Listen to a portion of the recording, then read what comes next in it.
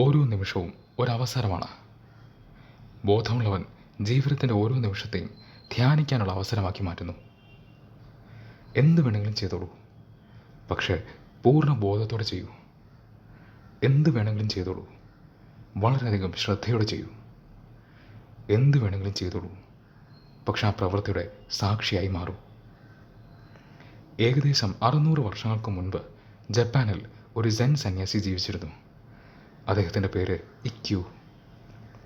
ഒരിക്കൽ ഇക്യുവിനെ കാണാൻ അദ്ദേഹത്തിൻ്റെ ഒരു ശിഷ്യനെത്തി. നല്ല മഴയുള്ളൊരു ദിവസമായിരുന്നു. ശിഷ്യൻ അയാളുടെ ചെരുപ്പും കുടയും പുറത്തു വെച്ച് അകത്ത് കയറി. ശിഷ്യൻ ഗുരുവിനെ നമസ്കരിച്ചു. പെട്ടെന്ന് ഇക്യു ഒരു ചോദ്യം ചോദിച്ചു. നീ നിന്റെ കുട എവിടെയാണ് വെച്ചത്? ചെരുപ്പിൻ്റെ ഏത് ഭാഗത്താണ് വെച്ചത്? എന്ത് തരം ചോദ്യമാണിത്? ഒരു ഗുരുവിൽ നിന്നും പ്രതീക്ഷിക്കുന്ന ചോദ്യമല്ലത്. ഒരു രീതിയിൽ പറഞ്ഞാൽ ആവശ്യമില്ലാത്തൊരു നോൺസെൻസ് ചോദ്യമാണിത്. ഒരു ഗുരുവിൽ നിന്നും പ്രതീക്ഷിക്കുന്നത് എന്താണ്?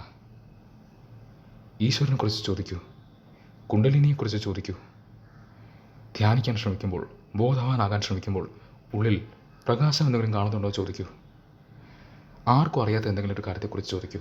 എന്തെങ്കിലും വലിയൊരു കാര്യത്തെക്കുറിച്ച് ചോദിക്കൂ. ചെരുപ്പിൻ്റെ ഏത് ഭാഗത്താണ് കുട വച്ചിരിക്കുന്നതെന്ന് സാധാരണ ആൾക്കാർക്ക് പോലും അറിയാൻ താല്പര്യമില്ലാത്ത കാര്യമാണ്. നമ്മളൊരു വീട്ടിൽ കയറി ചെല്ലുമ്പോൾ നമ്മൾ കുട ചെരുപ്പിൻ്റെ ഏത് ഭാഗത്ത് വെച്ചുവെന്ന് ആരാണ് ചോദിക്കുക? സാധാരണ ആൾക്കാർക്ക് പോലും ഇതൊന്നും അറിയാൻ താല്പര്യമില്ല. അപ്പോഴാണ് ഒരു ഗുരു ഇത് ചോദിക്കുന്നത്. പക്ഷെ ഇക്യു ഒരു സാധാരണക്കാരനല്ല. അദ്ദേഹം ഉള്ളിലെ ബുദ്ധയെ തിരിച്ചറിഞ്ഞ ആളാണ്. അദ്ദേഹം ഒരു ബുദ്ധയാണ്. സത്യത്തിൽ ഇക്യു ചോദിക്കുന്ന ചോദ്യം ഒരു നോൺസെൻസ് ചോദ്യമല്ല.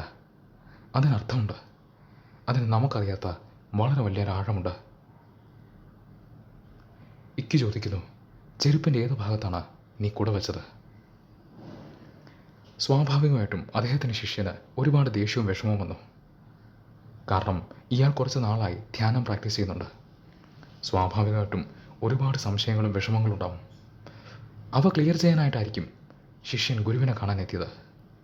പക്ഷെ അപ്പോഴുണ്ട് ഗുരു ചോദിക്കുന്നു, ചെരുപ്പിൻ്റെ ഏത് ഭാഗത്താണ് നീ കുട വെച്ചത് എന്ന്. ഗുരുവിന് താല്പര്യം ഇതിലാണ്, ധ്യാനത്തിലല്ല. ഒരുപാട് ദേഷ്യത്തോടെ ശിഷ്യൻ പറഞ്ഞു, എനിക്കറിയില്ല, എനിക്ക് ഓർമ്മയില്ല, ഞാൻ ശ്രദ്ധിച്ചില്ല. അതിൻ്റെ ആവശ്യം എന്താണ്? അതിനെന്ത് പ്രസക്തി? ചെരുപ്പിൻ്റെ വലതുഭാഗത്തായാലെന്താ, ഇടതുഭാഗത്തായാലെന്താ? ആര് നോക്കാൻ പോകുന്നു? അത് ധ്യാനത്തെ ബാധിക്കുന്നത് എങ്ങനെയാണ്? അതിന് ഇത്ര വലിയ പ്രാധാന്യം എന്താണ്? ഞാനതൊന്നും ശ്രദ്ധിച്ചില്ല.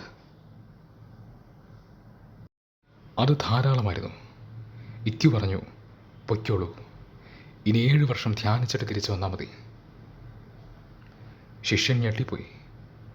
അവൻ ചോദിച്ചു, 7 വർഷമോ? ഇത്ര ചെറിയൊരു തെറ്റിന് 7 വർഷമോ? ഇക്യു പറഞ്ഞു, ഇത് ചെറിയൊരു തെറ്റല്ല. സത്യത്തിൽ തെറ്റുകളൊന്നും ചെറുതോ വലുതോ അല്ല. നീ ധ്യാനിക്കുന്നുണ്ട്, നീ ജീവിക്കുന്നുമുണ്ട്.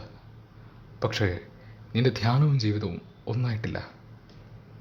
അത്രയേ ഉള്ളൂ. പൊയ്ക്കുള്ളൂ, പോയി 7 വർഷം ധ്യാനിക്കുക, എന്നിട്ട് വന്നാൽ മതി. സെൻ ബുദ്ധിസത്തിൻ്റെ പ്രധാന മെസ്സേജ് ഇതാണ്: സൂക്ഷിക്കൂ, ബോധവാനാകൂ. ഏതെങ്കിലും ഒരു കാര്യത്തെക്കുറിച്ചല്ല, എല്ലാത്തിനെയും കുറിച്ച്. ഏതെങ്കിലും ഒരു കാര്യം മാത്രം സ്പിരിച്വൽ എന്ന് പറയുന്നത് തെറ്റാണ്. അങ്ങനെയൊന്നുമില്ല. എല്ലാം സ്പിരിച്വലാണ്. നിങ്ങൾ ചെയ്യുന്ന എല്ലാ പ്രവൃത്തിയും സ്പിരിച്വലാണ്. ചിലത് സ്പിരിച്വലാണ്, ചിലത് സ്പിരിച്വൽ അല്ല. അത് തെറ്റായ ധാരണയാണ്. നിങ്ങൾ ഇൻവോൾവ് ആവുന്ന എല്ലാ പ്രവൃത്തിയും സ്പിരിച്വൽ പ്രവൃത്തിയാണ്. അതുകൊണ്ട് എന്ത് ചെയ്താലും ബോധത്തോടെ ചെയ്യുക. എന്ത് ചെയ്താലും ശ്രദ്ധയോടെ ചെയ്യുക. എന്ത് ചെയ്യുന്നു എന്നതിന് പ്രസക്തിയില്ല. ബോധത്തോടെ ചെയ്യുന്നുണ്ടോ എന്നുള്ളതാണ് ചോദ്യം. രസകരമായൊരു കാര്യമാണ്. ഒന്നുകിൽ നിങ്ങൾ ബോധവാനാവുക, അപ്പോൾ ചെയ്യുന്ന പ്രവൃത്തികളെല്ലാം സ്പിരിച്വലാവും. അല്ലെങ്കിൽ നിങ്ങൾ സ്പിരിച്വലാവുക, അപ്പോൾ നിങ്ങൾ ചെയ്യുന്ന പ്രവൃത്തിയെല്ലാം ബോധത്തോടെ ആയിരിക്കും. ഏതെങ്കിലും ഒന്ന് സംഭവിച്ചു കഴിഞ്ഞാൽ മറ്റത് ഓട്ടോമാറ്റിക്കായി സംഭവിക്കുന്നു.